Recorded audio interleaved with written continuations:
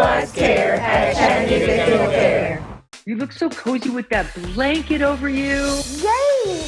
David Burtka cooks up a hot pot of comfort from home. Oh! Plus a super soup. Next, Rachel.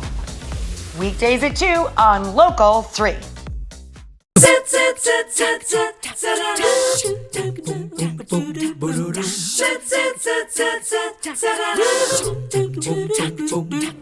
Love that slogan. We are calling this segment all this week called Know Your Dough, courtesy of the Tennessee Valley Federal Credit Union. We've covered lots of things from a spending plan. We'll be talking about ways to protect your investments and your accounts from fraudulent corruption as the week goes along. But this morning, we're talking to anybody out there who is looking to buy a house because they have a great mortgage department at the credit union, chaired by Eric Weekly, who is here, along with Hannah Bullard, who works for the credit union. But you yourself, Hannah, represent a different part of the housing market because you're a renter. Yes, I rent here in Chattanooga, and I gotta say, I wasn't sure coming to a new city how long I wanted to stay in Chattanooga, which is why I went with the renting option.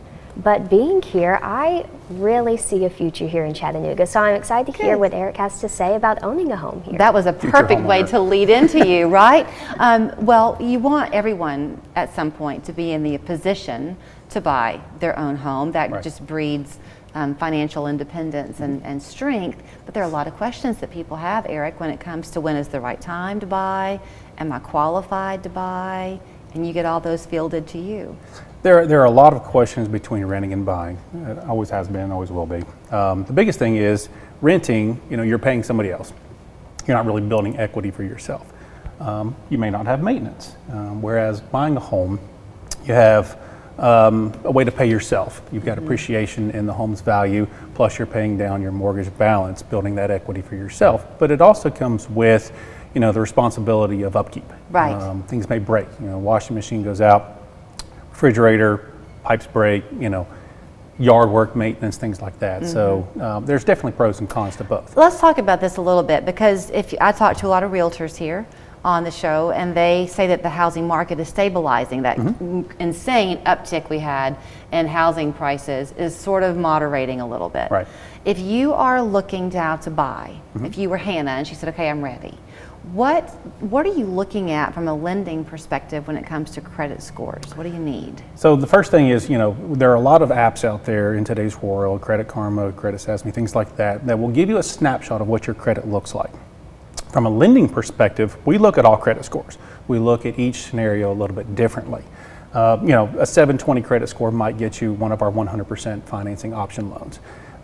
Let's say a 620 credit score, you might have to have a little bit of a down payment, or we might have other options to look at, but it doesn't necessarily mean that you're completely out of the market for getting a home.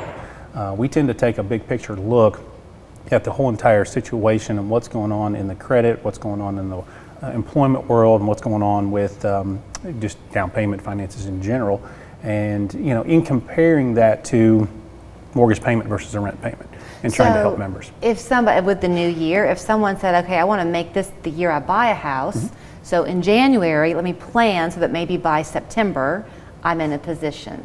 Can they work on a plan like that with you? Absolutely, yes. We can start by checking credit first and kind of giving a plan for several months down the road, including budgeting, what to do with your credit and how to get that to a point where it may be a more favorable rate or a better product, or just buying in general. Maybe somebody is at a point where they just cannot buy at this point in time. But we could lay out a path for them over X number of months to help them become a homeowner. Okay, so you said, Hannah, that now that you're here, you're liking it, so perhaps this will be where you choose to stay. But I'm guessing that you also like the house you rent right now, too. Oh, I do. Yeah, it feels just like home already. I've been there for about a year and a half, and it's a great location, which is something I took a lot of time looking into while choosing to rent. Where am I going to live?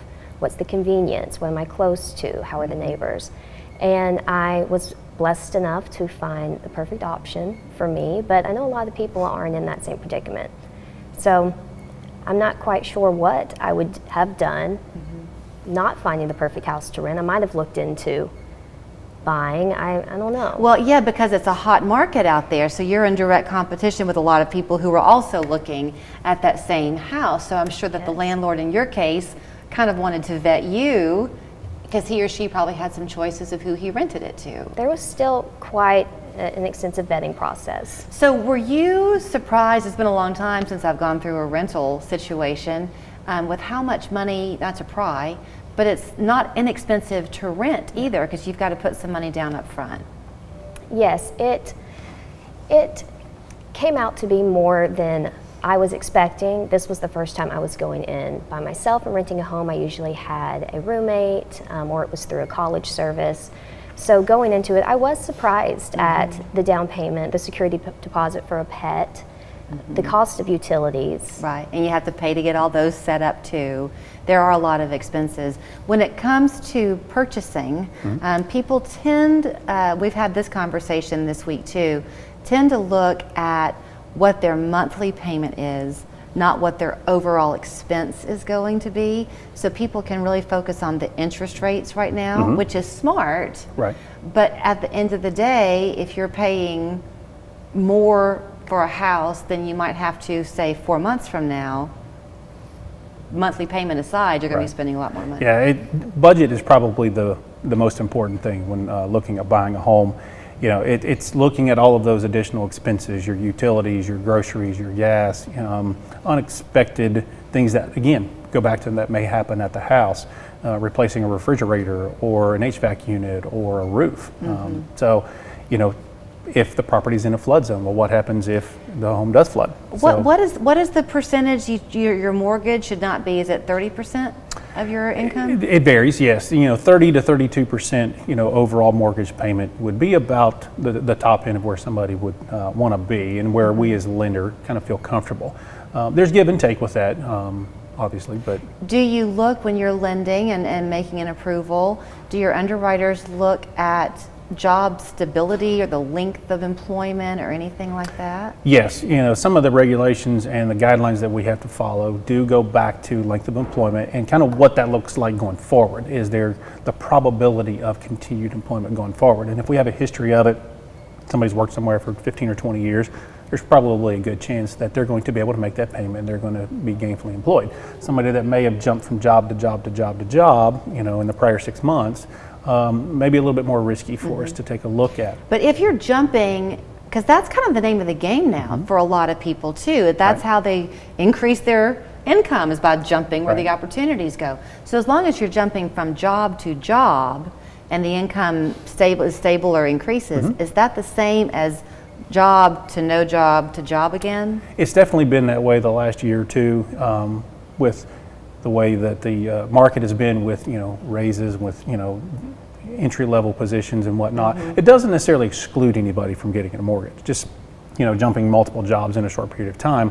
But we're going to take a deeper dive into that and see, okay, why, and then again go back to what is that probability that that's going to continue, or is somebody going to continue to keep job hopping? I hear you loud and clear on the looking at each person as his or her own individual case, and I think that's great.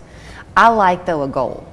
So if you are somebody looking to buy a house this year and maybe your credit score, let's just pretend it's bad. Let's say it's, I'll just say it's bad, whatever that looks like. I won't throw out a number.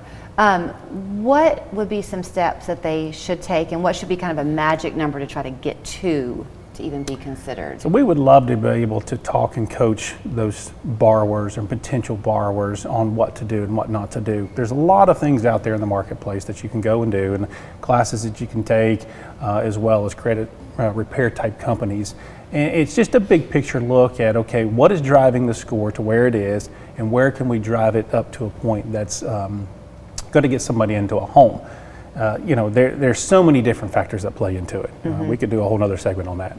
So, and if someone is thinking, okay, I think I wanted to do this, then if they are targeting the right problems, they can potentially change their credit score fairly quickly sometimes? Yes, fairly quickly, and it could be the rules with medical collections now. If they're paid off, they no longer report to your credit.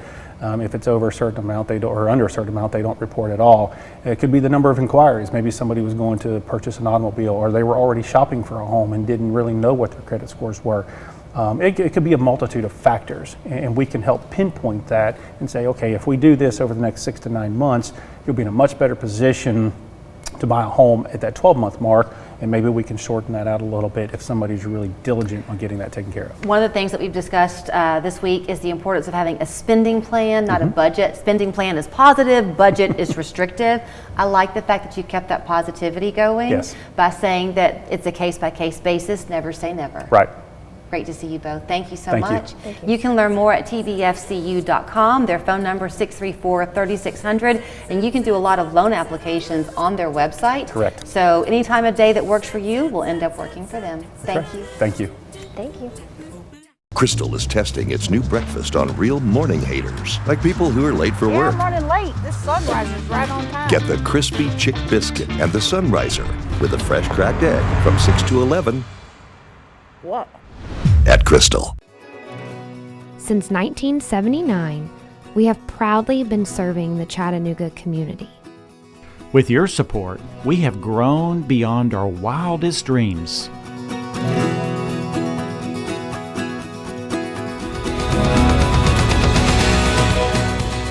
A one-on-one journey to optimize your health. Let us partner with you On your wellness journey.